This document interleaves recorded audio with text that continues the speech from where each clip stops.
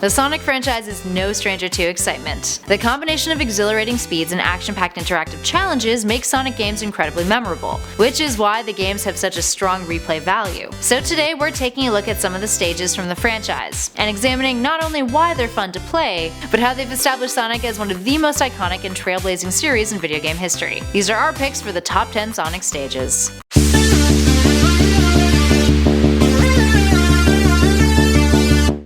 In at number 10 is Studiopolis from Sonic Mania. Sonic Mania was an instant hit with fans, and one of its levels, Studiopolis, helps play into the nostalgia that the game so heavily reflects. Riddled with Easter eggs that are several cheeky references to Sega's history, Studiopolis is an incredibly entertaining play for any long-running fans of the series. There's references to the real-life vending machine, the Sega Sonic Popcorn Shop, and other Sega games like Streets of Rage, and there's even a dig at Nintendo. Up next, number 9 is the Spring Yard Zone from Sonic the Hedgehog. The Spring Yard Zone gives us levels with vertical springing, mixing up the dynamic of the game. This intensifies as the zone progresses, especially when you face Robotnik in his egg pod. He's got a metal spike protruding from the bottom that when he plunges down, takes out the ground, giving you less places to land on. It's a different take on a Sonic level that spices things up, and proves Sonic is more than just speed. It takes a lot of precision to win the game too. Up next, number 8 is the Hidden Palace Zone from Sonic the Hedgehog 2. The Hidden Palace Zone was a mysterious zone that was removed from the final version of Sonic 2, featuring an underground cavern full of water and majestic rock figures, and even ancient ruins. While the Hidden Palace Zone didn't make it into the original game, it was then included in the recent iOS and Android release. Very detailed and interactive, its familiar gameplay mixed with thrilling design made for a really enjoyable play. Up next, number 7 is the Launch Base Zone from Sonic the Hedgehog 3. Taking place within a construction site where Robotnik is repairing the Death Egg, the Launch Base Zone is a mechanical base filled with robotic enemies, massive cranes, pulleys, traps, and takes place both indoors and outdoors. It's one of the most notable design feats of the 2D classic series, and definitely one we won't be forgetting anytime soon.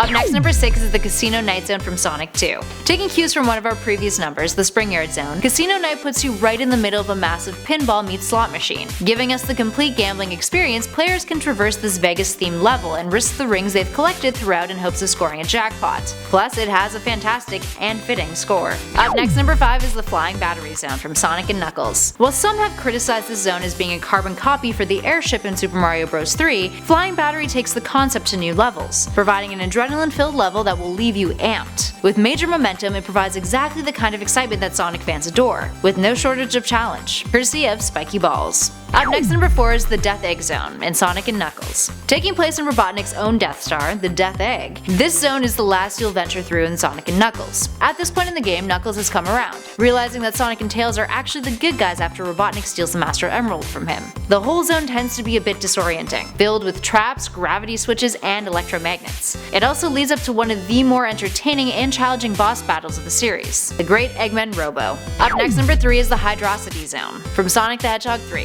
The Hydrocity Zone, as one would expect, contains the most water out of any zone in Sonic 3, with a good chunk of it being submerged. Players must capture air bubbles in order to stay under the water longer, providing an additional challenge. On the plus side, there's moments in the zone where, depending on how much momentum you gain, you can actually get enough speed to run across the surface of water, which is just pretty cool. In our number 2 spot is the Chemical Plant Zone from Sonic 2 and Sonic Generations. A double whammy here, Chemical Plant Zone first appears in Sonic 2, but also makes a very notable appearance in Sonic Generations, with both iterations impressive. The first gave us a zone that was incredibly fast-paced in an exhilarating way, combined with an impressive level design and stellar soundtrack. Then, what Sega did to it for the 3D Sonic Generations game took the level and expanded on it, taking advantage of the hybrid gameplay style that switches between 3D and 2D to make it even more mesmerizing. The Chemical Plant Zone feels like it exhibits the heart of what our favorite Blue Hedgehog is about, providing us with a challenging, versatile level that enriched the world of Sonic visually, while never letting us down in terms of speed. And finally, in our number 1 spot is the Green Hill Zone from Sonic the Hedgehog,